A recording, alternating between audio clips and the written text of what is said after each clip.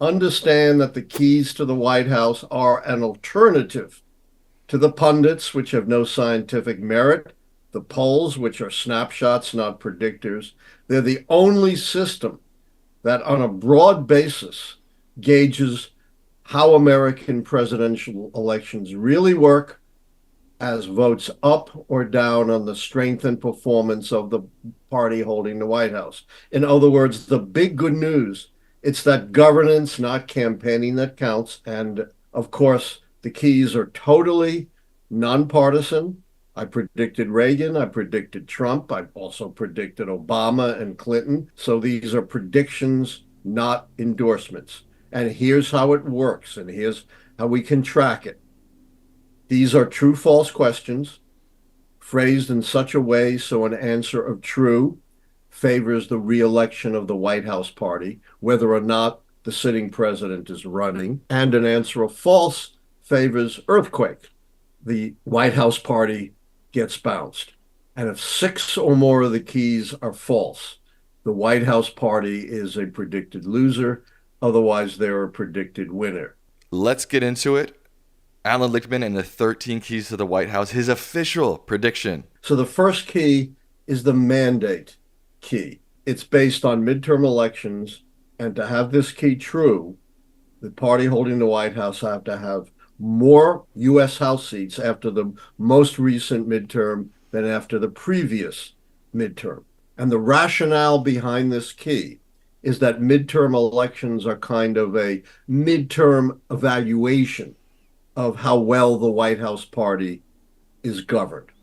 And the White House party suffered losses in the midterm elections of 2022 in the U.S. House. They did better than expected, but they still lost seats and held fewer seats, that's the Democrats, than they held after the previous midterm of 2018, where they did really well.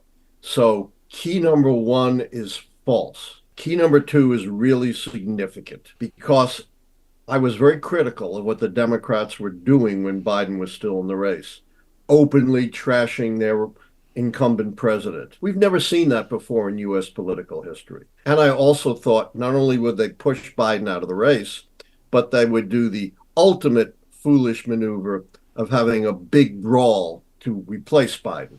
Well, it turns out the Democrats finally grew a spine and a brain, united almost unanimously behind Kamala Harris, and kept in line the contest key. That key is blue. The next key is incumbent seeking reelection. That's a pretty clear key. When Biden stepped out of the race, the sitting president was no longer running. There was an advantage to having a sitting president run. And obviously, that key is red. The one key that turned against the Democrats as a result of bouncing Biden. Right. Third party. This one was shaky for a while, right? The third party key. It was looking shaky. RFK Jr. for a while looked like he would well exceed the 10% polling threshold. It's the only time I've got to turn to the polls because I don't know what he's going to get when actual votes are cast, although I do know third party or independent candidates, according to the Lichtman wasted vote syndrome, actually vote. When people vote, they get about half their highest poll level. That's why to turn this key, you got to be polling at 10% or more. The RFK Jr. campaign is gone. He suspended his campaign, which could in part be due to the turn to Kamala Harris, since the electorate doesn't any longer have to decide between two old white guys. But none of the other candidates come anywhere close to the threshold for turning this key, so it's blue. 2 for 2 so far. The next one is the strong short-term economy keys. And now you get pushback on economy keys a lot, Dad, because people say that people are perceiving the economy to be bad. Do you want to straighten them out here, Dad? Yes.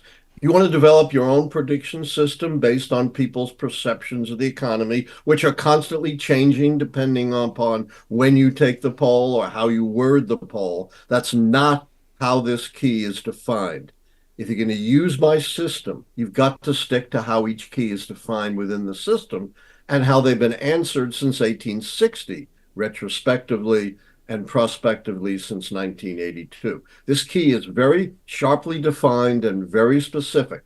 It says there is no recession in the election year. It doesn't say people have a good impression of the economy. There is no recession, and there is not going to be a recession because in 2 months, that's not enough time for a recession to take hold in a discernible way. So that key is blue. Long-term economy key.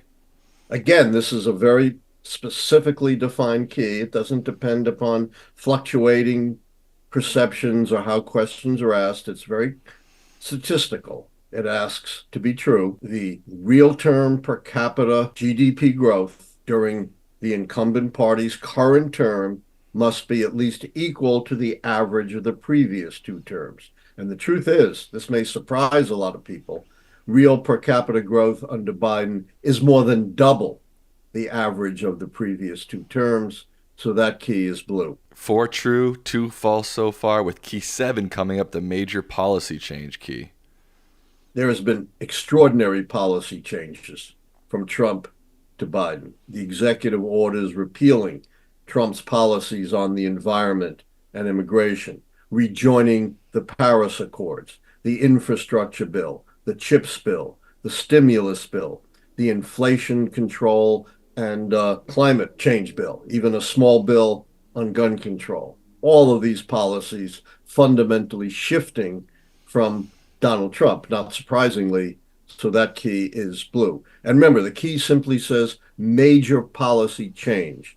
It doesn't refer to whether or not polls show the policies are popular or not, just that the White House party has a record of policy change to run on. The next key may be one of your most controversial keys this prediction period, the social unrest key. It shouldn't be, because again, you got to stick to how the key is defined.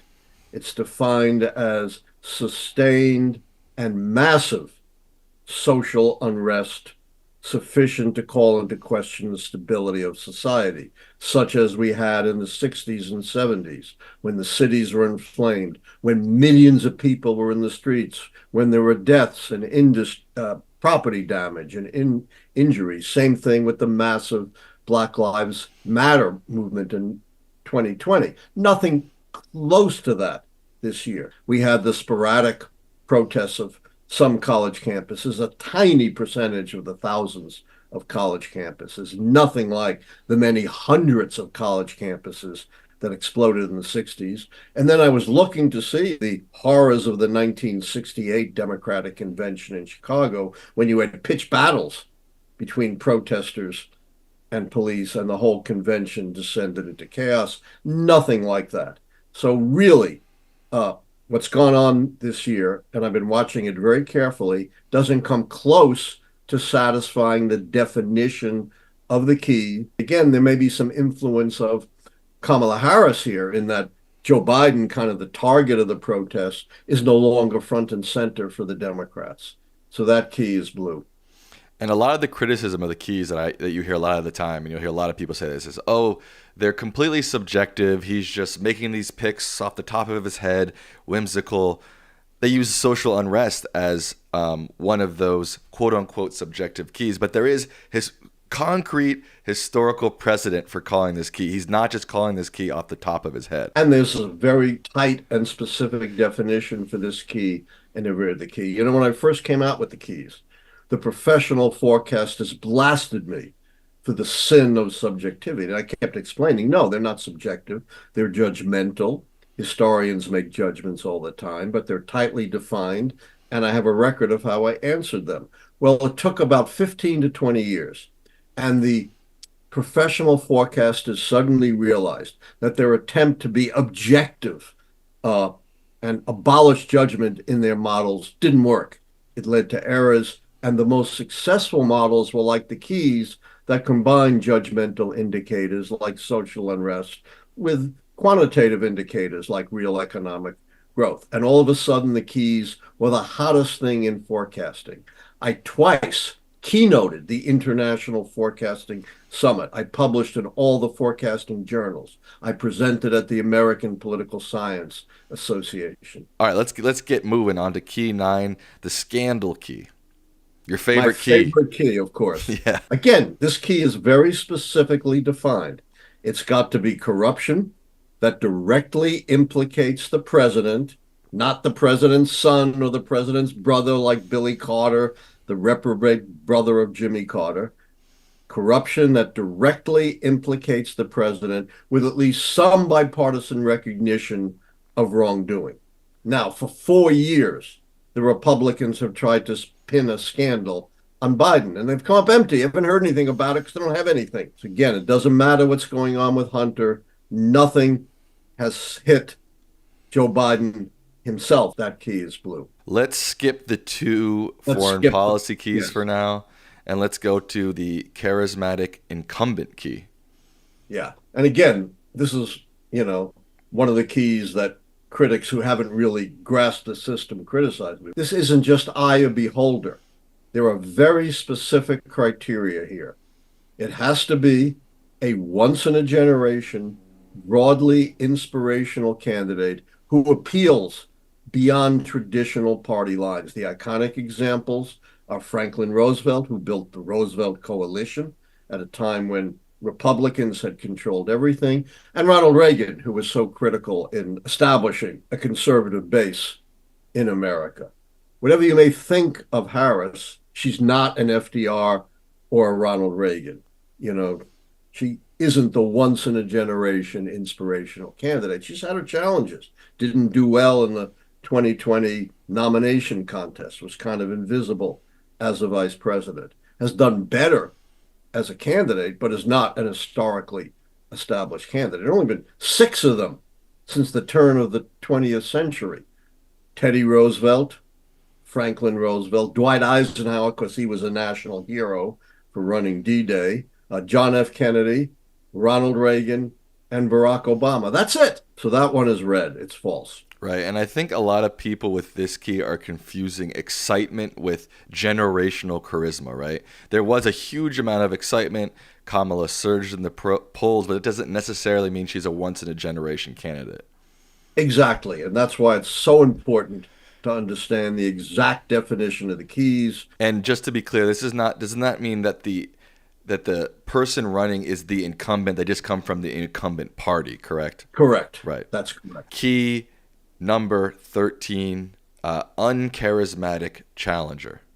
Yeah, I get a lot of flack for this because, clearly Trump is charismatic. Well, people may think that. Some people think he's, a god, but that's not the definition of the key. You have to be the once in a generation, broadly inspirational candidate cutting across partisan lines. Clearly, while Trump is a great showman, he appeals only to a narrow base. And therefore, whatever you may think of him, he doesn't fit the criteria of the keys. His approval rating as president on average after 4 years was 41%, his base, one of the lowest approval ratings historically of any president. He lost the popular vote in 2 elections by a combined 10 million votes. So whatever you may think of Trump, he doesn't fit the criteria of the keys, and that one is blue. That means, Dad, that Harris, according to you, according to the 13 keys of the White House, is headed for a win in 2024. That's correct, no matter what happens with the very hard to call foreign policy keys. Even if they both flipped red, both were negative, that's only 5 negative keys. It would take 6 negative keys to predict her defeat. And I don't see any of these other keys having any chance to flip. That's the beauty. One of the beauties of the keys is it's the big picture. It's major things. You don't suddenly change economic growth or changes of policy or suddenly find a scandal. Doesn't happen. Right. And this is how you called it on the New York Times video. So technically you called it as almost an 8-3-2, right? 8 trues, 3 falses, 2 undecided. But it doesn't matter if it's 10-3, 8-3-2, it's a Harris win, right? Right. That's why the New York Times didn't want me to call it, because the truth is we have 2 wars raging. Yeah. Wars are unpredictable. But I'm going to provide our viewers a more in-depth analysis. What? You're kidding. How about that? Wow, what a treat. He's going to give us a treat. You're going to give us a little bit of insider information on your thought process on key 10, the no foreign/military failure key, and key 11, major foreign/military success. Yeah. At the moment, I've split these keys. I have colored key 10 red because I consider the war in Gaza a failure. Now, again, these are the shakiest keys because things could change. We could get a ceasefire and a hostage release. Okay. It's a humanitarian disaster with no end in sight.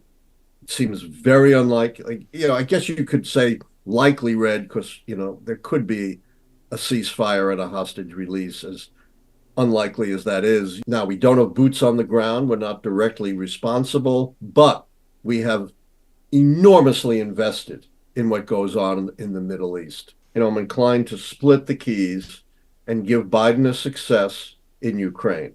Here's why. It was Biden and Biden alone, not Macron or Trudeau or Angela Merkel or anyone else, who brought together the coalition of the West that stopped Putin from very quickly conquering Ukraine and moving on to threatening our NATO allies and possibly pushing us into another world war. And it's Biden who's continued to maintain American support in the face of a lot of Republican opposition of Ukraine, which has enabled them to resist Putin's attempt to conquer Ukraine for 2.5 years plus, and has even led to a Ukrainian incursion into Russia. And there's been a big surge, if you believe the polls, of a recent American popular support for Ukraine. I think what Biden did in Ukraine is going to go down in history as, one of the most important diplomatic and military maneuvers on the part of any modern president. Now, of course, the fortunes of war are uncertain. Things could change, but right now I think it's fair to split the keys. We'll give an official 8-3-2 prediction and a soft 9-4 prediction. Does that seem fair? That seems fair, and the worst case prediction of an 8-5. All right, there you have it. And again, it doesn't matter if it's 8-3-2, 8-5, 9-4, 9-4. It's a 8-5. Harris win. That's correct.